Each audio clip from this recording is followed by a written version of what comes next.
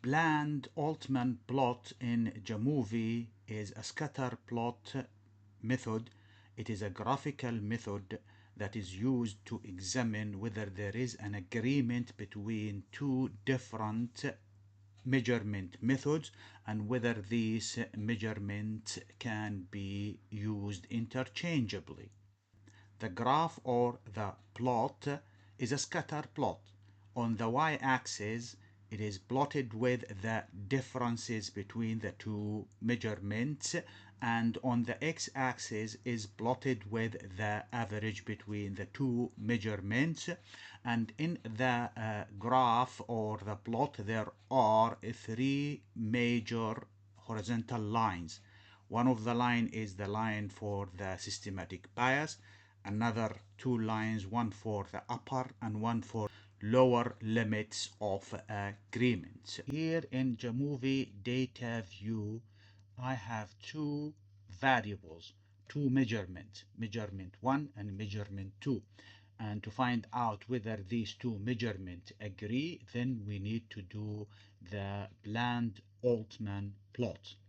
The way to do that in Jamovi is to click on Analyze and then look for a Bland Altman plot icon.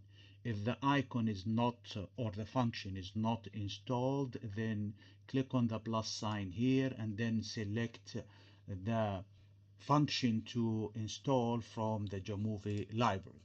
To draw the plot, click on the Bland Altman analysis icon here. A new window is shown here. In the new window, drag the measurement 1 to method 1, measurement 2 to method 2, and then simultaneously a table is generated and a scatter plot also is produced. To just do some editing here, I'm going to get rid of the confidence interval and the confidence interval shading and probably proportional bias, and stick with the this final draft of the plot.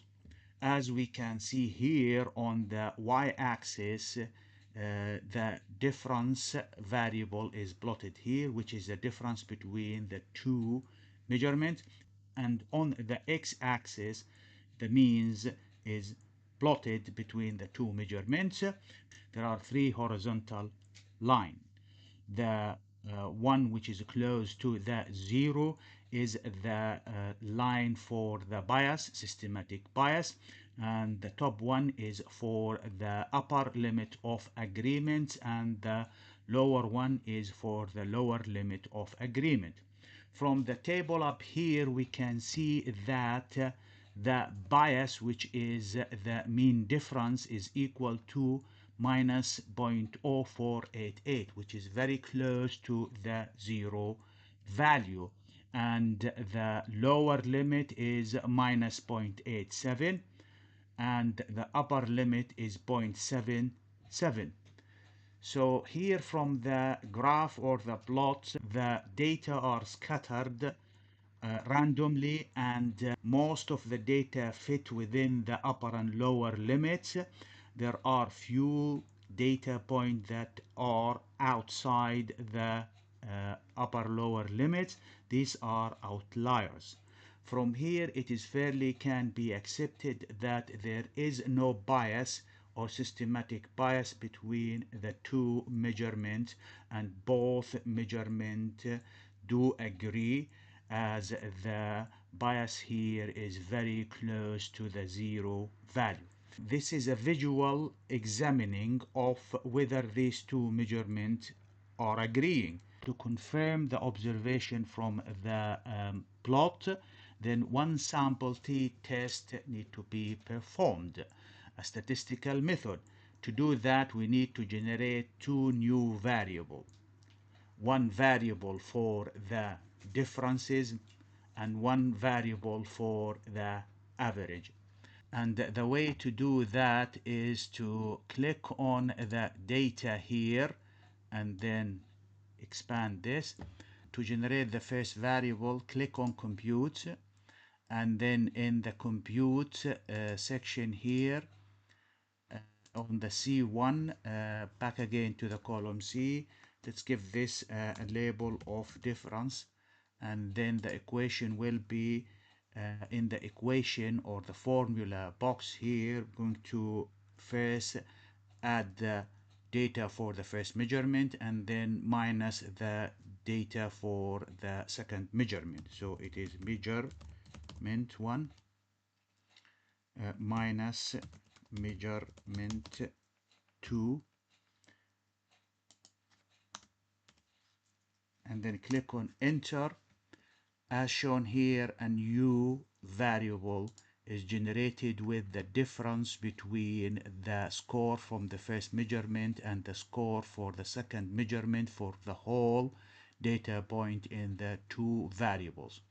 To generate the average variable for both measurements, again on the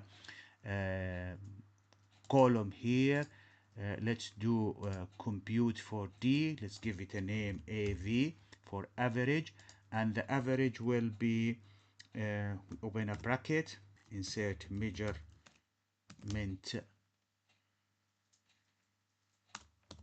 1 plus measurement 2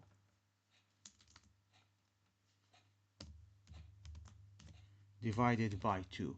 And if I hit enter, an average between the first score and the second score is recorded here for all the data from both measurement 1 and measurement 2. So here we have two new column or variables, the difference and the average. To check whether there is a bias between the two measurements, then we need to do one sample t-test, and the way to do that is to click on analysis and then t-test and then one sample t-test. For the one sample t-test, drag the difference into the dependent variable box, and as shown here in the description, the test is student t-test, and the hypothesis, the null hypothesis, is that the difference is equal to 0. And looking at the table generated here for the one sample t-test, the p-value is greater than 0.05, which indicates that there is no differences between the two measurements, i.e. both measurements do agree. So the t-test had confirmed that there is no bias between the two measurements, as the p-value is greater than 0.05. Thus we will accept the null hypothesis, which indicate that there is no differences between the two measurements. And finally, to check if there is any proportional bias, then we need to do simple linear regression. To do simple linear regression, we click on the icon for regression and then select linear regression, and in the linear regression drag the differences into the dependent variable and the average into the independent variable. And again, as we can see here from the linear regression, two tables are generated. The most important one is the estimate for the coefficient, which is given here for the average, which is minus 0.07. We need this value to be as close as to the 0, and the p-value is greater than 0.05, which indicates that there is no proportional bias. This is the way to do planned Altman plot in Jamovi.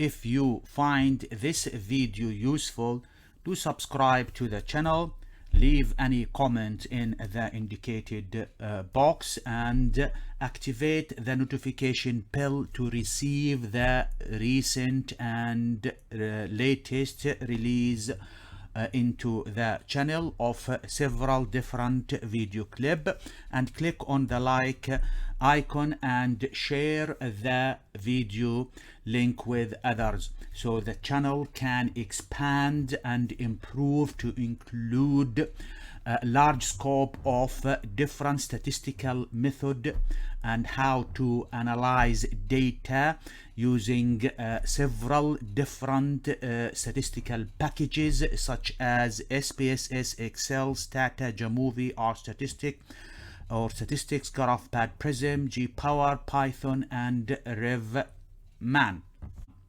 If you are a student or a researcher and you have a data, whether it is quantitative or qualitative, and you want to perform statistical analysis on that data using any of the softwares listed here, whether it's SPSS, Excel, Stata, Jamovi, Statistics, GraphPad, Prism, RevMan, GMP, Python, then do contact me to arrange for either a one-to-one private tutor session or a training course on any of these statistical packages.